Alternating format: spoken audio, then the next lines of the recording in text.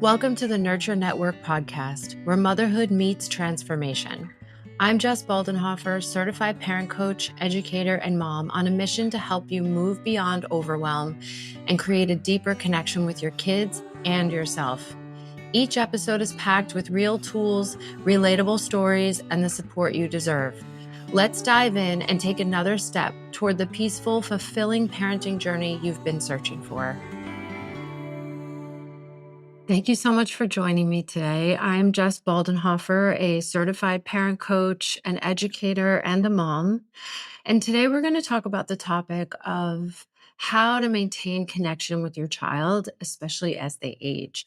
But I think for so many of us parents, we often feel like between the stresses of everything else we have to do in our lives and sort of disciplining our child and our own triggers, we often feel like we lose connection with our child. And then it makes us sort of feel bad at the end of the day about our parenting. But really, it takes a lot of intention to ensure that you put connection as the main priority in your relationship with your child, no matter how old they are. So, this idea of connection is so important. And in fact, it may be the foundation of a strong parent child relationship because so many of us really want to ensure that our relationship and connection with our children are going to last a lifetime. That's really important to most of us. So, let's reflect on a question before we get into all the content. Why did you want to become a parent? Think about it for a moment. What was the main reason you decided to become a parent? I'm going to guess that for most people, the answer is love, right? The answer is I want to experience this type of love. I want to guide and nurture this person and build a lifelong bond and a lifelong connection. And I think what's interesting is that children want that too, right? They kind of come out wanting that. So to have a relationship with your child where you're really holding on to that importance is not always easy, but so important to the quality of the relationship. So there are many things getting in the way on a day-to-day basis of connection. Um, as our child, well, actually not even as our child gets older, but throughout the child's entire childhood, they can pull away in different ways, right? Like 2-year-olds pull away from connection by throwing a tantrum. And when they throw a tantrum that we don't understand, we don't feel connected to them.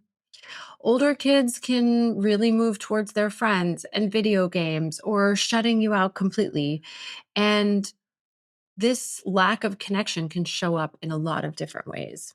It's also important to point out that when your child pushes you away, no matter what that looks like, it builds up frustration for us. It makes us feel bad. And when we try to connect and we put an attempt out there and we are vulnerable with our child and they reject it, that can also feel bad. And that can bring up a lot of feelings of rejection that are old and came around way before our children did. Often, our attempts to correct our child's behavior or lecture them or yell at them, that winds up creating a disconnect as well, right? Because oftentimes we don't have the tools to get to the heart of what's going on with them or maintain our own calm. And so some of these things can really get in the way of connection with our child. So I want to share a personal story slash, everyday moment for every parent. But my son has a tendency to try to engage me in arguments, right? Like he'll try to engage in an argument about the tiniest things. And the old me would match his energy. I would engage with him. I would correct incorrect things that he was saying, or I would try to change his logic about certain things. But I would really meet his energy where he was in this sort of argumentative, negotiating, debating energy. And once I went through so much parenting work and coaching on my own, I really learned how to pause and almost see his inconvenient behavior or arguing as a way of connecting with me, right? But I realized that if I met him with the same exact energy, we actually wouldn't get connection. So what does that mean? That means I have to make a different choice as the parent in terms of how I'm going to engage with him.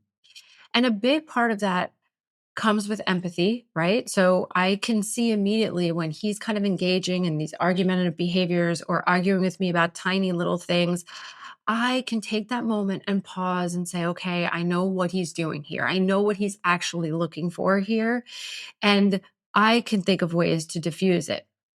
However, I've also become really practiced at pausing, right? Instead of reacting, instead of responding immediately, instead of kind of like snipping back at him, I take that pause, I take that breath, I observe a little bit of what he's doing and what's happening. And I have different ways of kind of engaging with him to create that connection that doesn't meet him in the same place. And we're going to get to that a little bit. But I wanted to lay out this illustration because I think it's a very common one for many of us that if we think that if we fight fire with fire, if we meet their energy where they are, that will create the connection. Oh, this is what they want. This is how they want to engage. So I'm going to do that. But in actuality, that's almost never true because they don't have the skills yet to know how to really get their needs met. So they're just kind of grasping at straws, and then you're down there grasping at straws with them.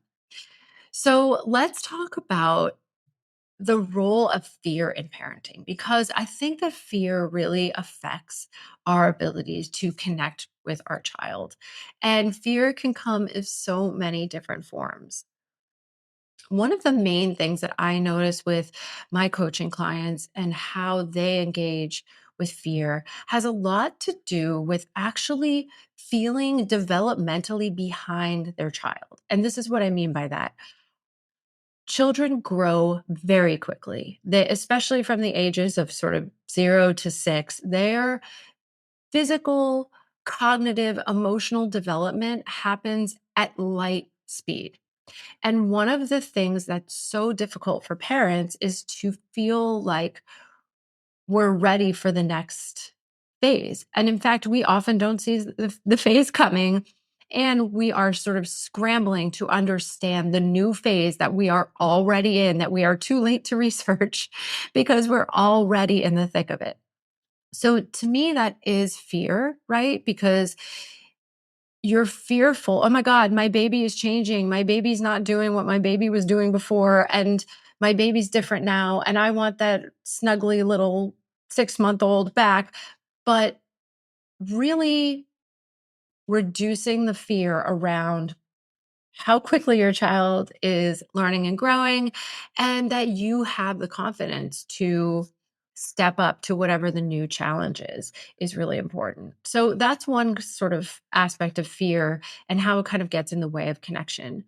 Another fear that pops up a lot with the moms that I work with, I notice, is a lot of fear for the future. So what I mean by that is if you see your child maybe hit someone, or if you see your child throw something when they're frustrated, or you see your child go into their room and slam their door or say, I hate you, mom.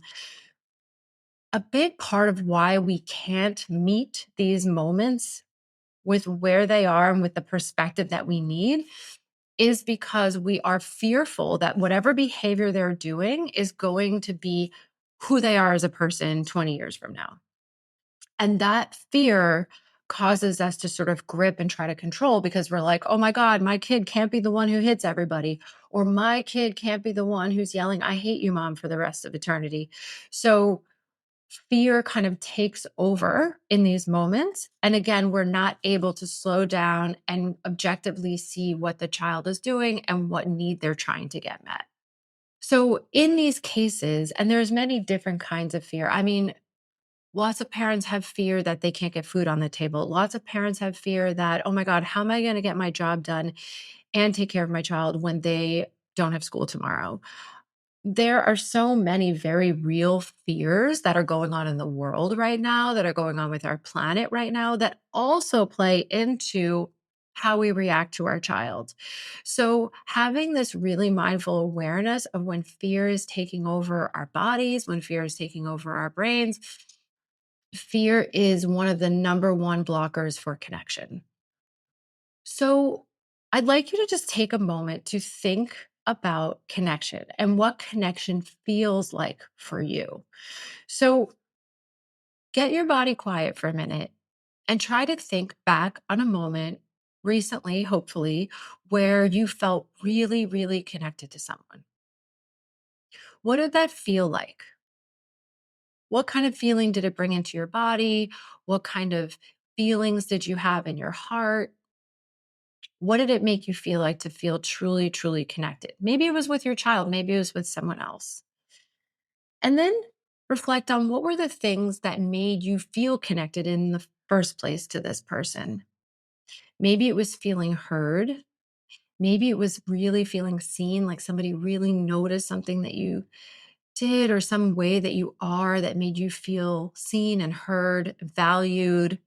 Maybe you felt safe. Maybe the person was so non judgmental and made you feel safe so you could show up as your full self.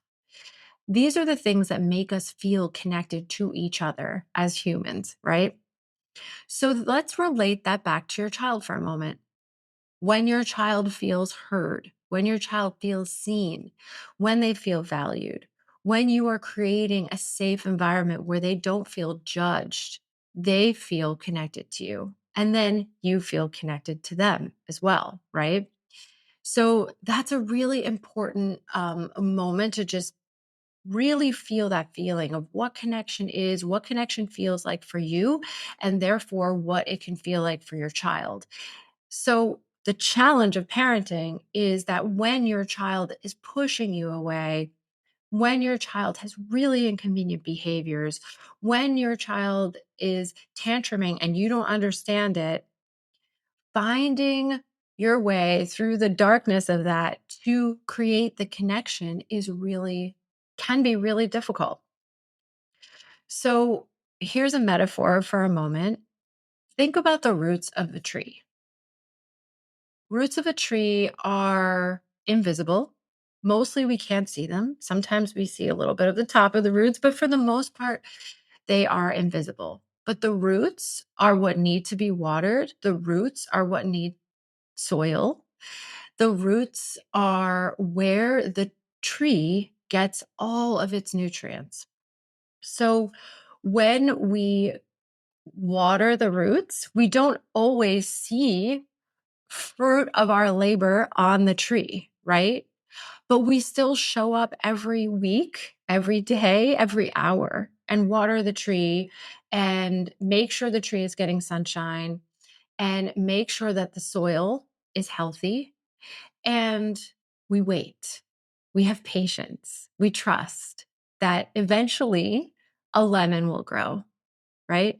So I want you to think about this because a lot of one of the biggest difficulties around parenting and maintaining connection is we often don't see the fruits of our labor right away. So how do we water the tree, create environments for connection, create dialogue for connection without always getting that immediate feedback?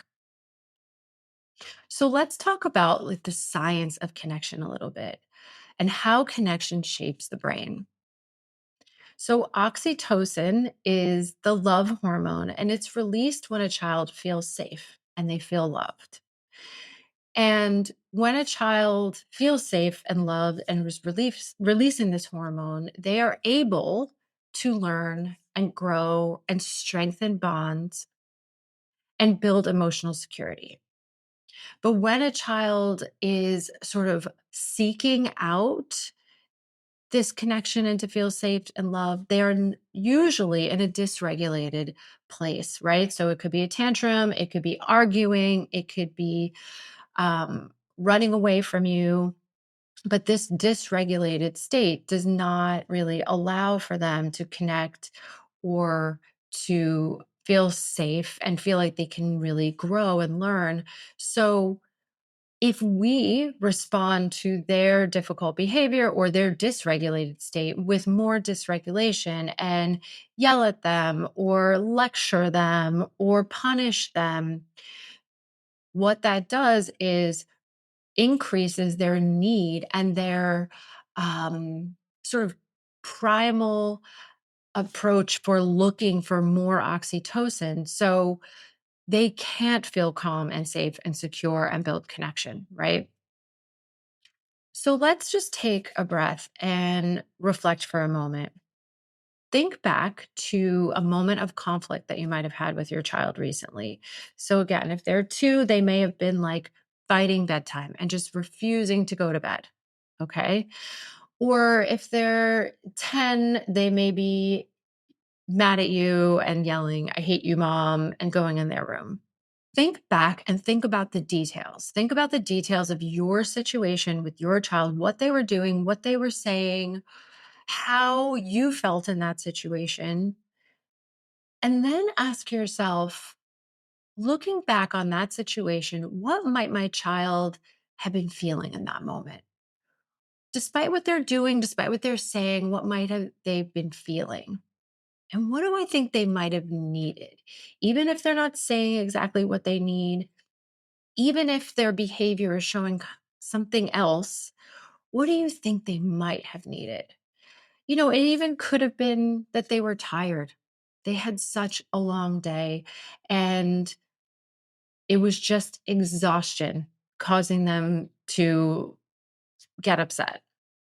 But think about what they might have needed in that moment and reflect on maybe what you could bring to a situation like that, how you could respond to a situation like that. One of the main tools for approaching these situations, especially when we don't really understand fully what's happening with our child, is practicing curiosity, right? So, oftentimes in our daily lives as adults, we're so used to having to quickly assess situations, fix situations. But in these moments, what we really need to do is actually be open and curious and actually not assume that we already know the answer. So, you can often, when your child is in a regulated state, you could ask them, oh, it seemed like you were feeling really rough yesterday. What was going on for you? Get them to reflect back on their own behavior a little bit, on their own thoughts, and truly ask them in a non judgmental, open ended way. Or practice curiosity when things are great too. What made you laugh today? Hey, kid, who'd you sit next to at lunch today? What's something funny that happened today? Ask them questions, show genuine interest in their world. That creates connection. My son really likes to play Minecraft, and I don't always, he gets on with his friends and they're playing Minecraft. And sometimes I'll just sit next to him and say, what are you building? Who's this character here? What's going on there? Sometimes he doesn't want me to, and sometimes he lets me. Sometimes he's excited that I'm interested. And this builds connection. This makes him feel like I actually care about his life and that the video games are not just whether I'm allowing him to play or not allowing him to play. Another way to create connection with your child is creating shared rituals. So maybe it's Friday night, every Friday night is movie night. All the devices go away and we make some popcorn and we all watch a movie together. And each Friday, a different person gets to pick. I actually just had a client. It was a couple that were my clients recently, and telling me that the mornings were really, really challenging. Where um, their daughter was really pushing back on these like non-negotiables of eating their breakfast, brushing their teeth, getting ready for the day, and I just made this suggestion, which worked for their family, may not work for everyone's family, but it sounded to me like their daughter was feeling a little bit exhausted with the routine and exhausted with the sort of drag of it all, right? And wanting to have a little bit more fun and a little bit more connection in her mornings. So I just suggested that every morning while they're eating their breakfast, one person in the family gets to pick a song that they want to share with the other members of the family. And it became this little game where every morning somebody was choosing a new song, sharing a song, and music couldn't be a better way to create connection, to spark creativity in the brain for everybody, to reduce stress for everybody. And that creates connection. So those examples might not work for you and your family, but finding little ways to create a ritual, create a game, create something that you all do together that de-stresses, that makes things fun for everybody can only benefit. So another way to create connection with your child is to find moments where you can give undivided attention, where you really are actually like looking at your child and paying attention to your child and asking them questions. So, sometimes I would create connection with my child by just being in the car. I mean, I can't even look at him while I'm in the car, but he knows I'm really listening and we can have a real conversation. And he's looking out the window and we're chatting. I'm asking him questions. Maybe your child is, going to watch a show and you just say, can we sit on the couch for 5 minutes? I just would love a little time with you, chat with you. And you can just look at your child and ask them about their day, but really feeling like your child feeling like my parent is really paying attention to me and curious about me and giving me undivided attention, even for just a short time, makes such a big difference. And if you're able to create a day once a month where you say, okay, kid, this is your day to pick what activity we're going to do. It has to be out of the house or something, but you pick. What do you want to do? And I'll go do it with you and we're going to have fun together. Try to create some of these moments for undivided attention. And there's an overlap with the ritual piece there. So, as much as you can, try to approach conflict with connection first. Conflict can be triggering.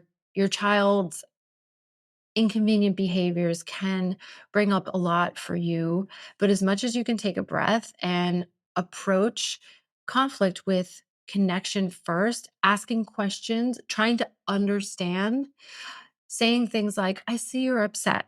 Why don't we sit down and talk about it? And try as much as you can to emphasize boundaries that are built on trust and communication and mutual agreement upon safety and non negotiables. That also creates connection. And one major way to create connection with your child is to repair after mistakes. This is huge.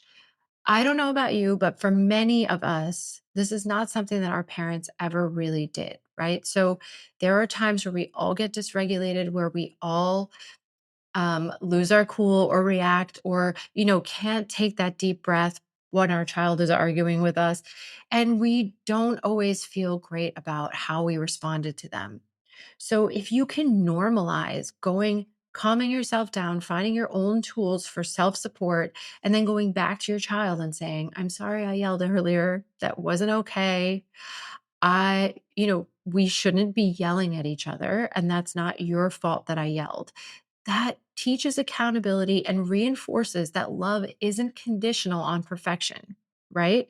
If you say, I deserve forgiveness, I'm coming to you with an apology because you deserve this apology, I also deserve forgiveness, then we create connection and love, and it's not conditional. So, just going back a little to recap, the things that get in the way of connection are fear, busyness, stress, anxiety, a lack of education about our child's like developmental steps and really needing to understand those. And using conflict can often be an opportunity for connection. So if there is that conflict, if there is an argument, if there is a dysregulated parent, reframe the conflict as a chance to strengthen your bonds. Approach disagreements with empathy and curiosity. Focus on understanding your child's perspective before offering solutions. And all of this can really help you in creating more connection with your child. So, I want to leave you with a practice that you can take into your day-to-day life. And I encourage you to just spend 5 minutes each day with connecting with your child. No agenda, just presence. That's one really good actionable task for you. And remember, when you're watering a plant, it will keep that plant alive forever, but you're not standing there watering the plant forever, right? This tree is not getting watered for 24 hours. The tree is getting watered for a couple minutes, but the fruit that it's going to bear is going to come so much later. But that means that even if you're just spending that few 5 minutes with your child, really focusing, connecting, if you can give them more, great. But 5 minutes, 9 minutes, it's enough to really feel like they've been seen, for them to feel like they've been heard, for them to feel like they're valued. And that can help a lot with maintaining connection when there is conflict. And remember, connection isn't about being perfect. It's about being present and making the effort to strengthen bonds with your child. It's never too late to reconnect with your child, and small, consistent efforts build strong, lifelong bonds. Thank you so much for being here with me today. And I would love to hear what resonated most for you. And I look forward to hearing from you. And remember that nurturing yourself is the most important step towards nurturing your relationship with your child.